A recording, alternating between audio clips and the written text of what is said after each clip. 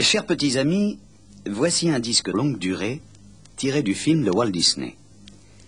Je vais vous lire l'histoire de 20 000 lieues sous les mers que vous pourrez suivre avec moi dans votre livre.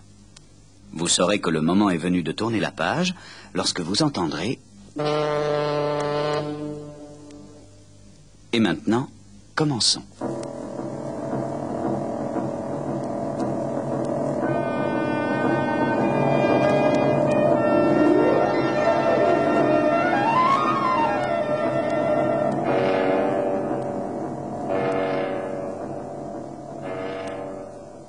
Notre histoire commence à San Francisco, il y a très longtemps, quand aucun avion ne sillonnait encore le ciel. Un magnifique trois-mâts, baptisé l'Abraham Lincoln, quittait le port, toute voile dehors, en direction des mers du Sud. À son bord, 3 passagers. Le professeur Aronnax, son neveu, Conseil, et Ned Land, un grand expert en harponnage et chasse à la baleine. Ils partaient tous les 3 à la recherche d'un mystérieux monstre marin. Une nuit, alors qu'après plusieurs jours de voyage, le voilier se trouvait proche de son but, la tempête éclata.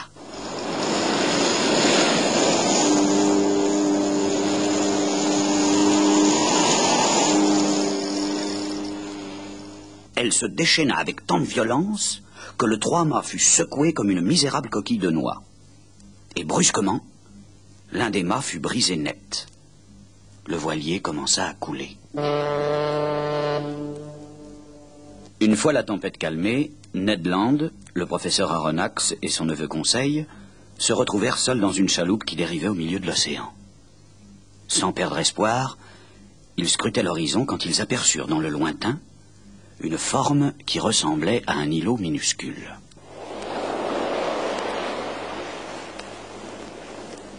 En vérité, ce qu'ils prenaient pour un îlot n'était qu'un étrange sous-marin tout bardé de fer qui flottait majestueux et solitaire dans l'immensité de l'océan. Fort intrigués, les 3 naufragés se décidèrent à amarrer leur chaloupe et s'avancèrent avec prudence le long de la rambarde du curieux submersible.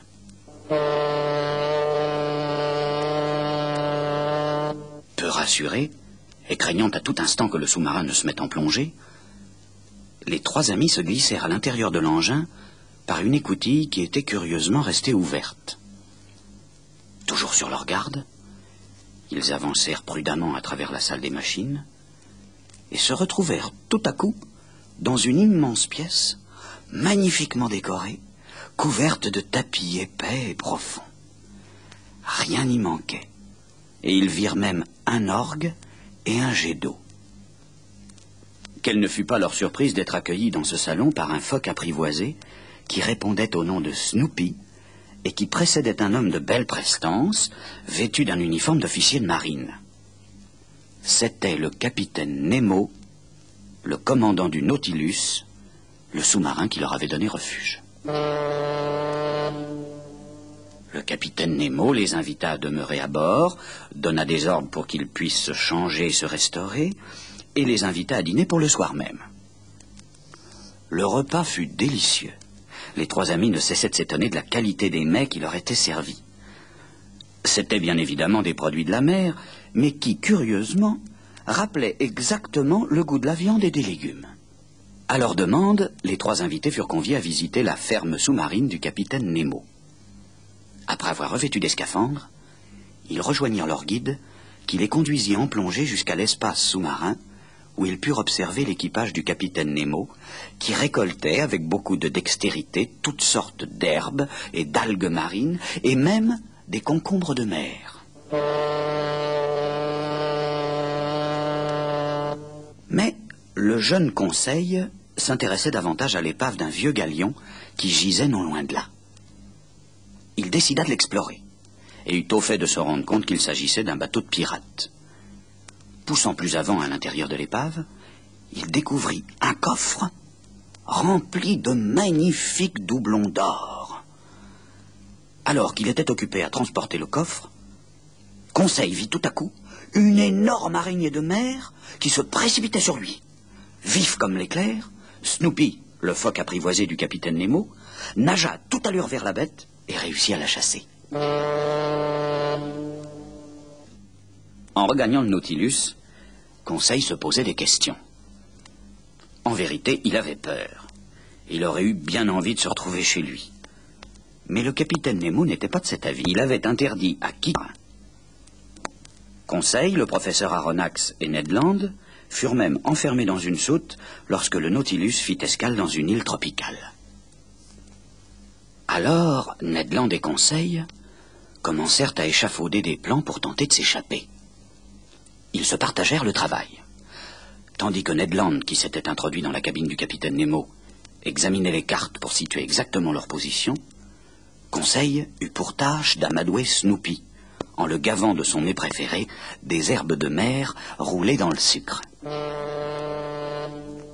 Pour mettre toutes les chances de leur côté, Conseil jeta à la mer des bouteilles, dans lesquelles il avait pris soin de placer des appels au secours. À quelques jours de là, le Nautilus fut pris dans un ouragan encore plus violent que celui qui avait fait couler l'Abraham Lincoln. Le sous-marin plongea au plus profond de l'océan afin d'échapper à la tempête. Mais il heurta brusquement des écueils. D'un coup, les machines s'arrêtèrent. L'équipage répara les machines à grand-peine, et durant ce temps, le capitaine Nemo put s'apercevoir que le Nautilus se trouvait à une profondeur qu'aucun être humain n'avait jamais atteinte. Par les hublots, tous les passagers voyaient des poissons les plus surprenants. Certains portaient d'énormes bosses sur leur dos. D'autres, tout en longueur, se mouvaient avec de grandes ondulations. Ils virent même un poisson luisant qui éclairait tout autour de lui. Une énorme pieuvre vint coller ses puissantes tentacules sur le Nautilus. « Chacun à son poste !» cria le capitaine Nemo. « Soyez prêts à faire surface !» Dans un grand bouillonnement, le Nautilus regagna la surface. Mais la pieuvre était toujours collée au navire. Le capitaine Nemo et ses hommes résolurent de monter sur le pont pour lui faire lâcher prise. Armé d'un harpon, le capitaine s'avança sur le monstre. Hélas, il manqua son coup.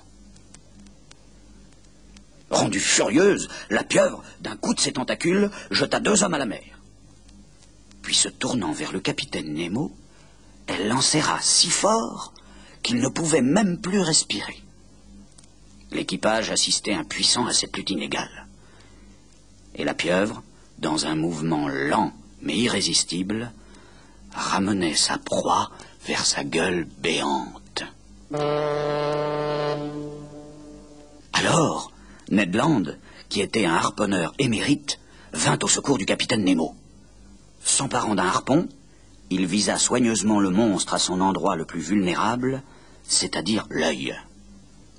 Le coup fut direct, et la pieuvre, tenant encore sa proie, glissa dans l'océan. Ned Land, n'écoutant que son courage, plongea et délivra le capitaine prisonnier de l'énorme tentacule. Le capitaine Nemo voulut montrer sa gratitude à Ned Land, et pour le récompenser de lui avoir sauvé la vie, il décida de le laisser partir, lui et ses 2 compagnons, Conseil et le professeur Aronnax. Il donna même en cadeau à Conseil le phoque Snoopy, pour lequel le jeune garçon s'était pris d'une grande amitié. Après avoir remercié le capitaine Nemo, les 3 amis quittèrent le Nautilus à bord de l'une de ses chaloupes. Ils voguaient depuis quelques jours, quand enfin, ils aperçurent un grand voilier. Tous se mirent à faire de grands signes afin que le navire vienne à leur secours. Leurs efforts furent récompensés. Bientôt, ils furent à bord du voilier et en route vers la terre ferme. Nul ne saura jamais si les bouteilles que Conseil avait jetées à la mer avaient été retrouvées. De toute manière, la grande aventure de Conseil, de Ned Land et du professeur Aronnax était heureusement terminée.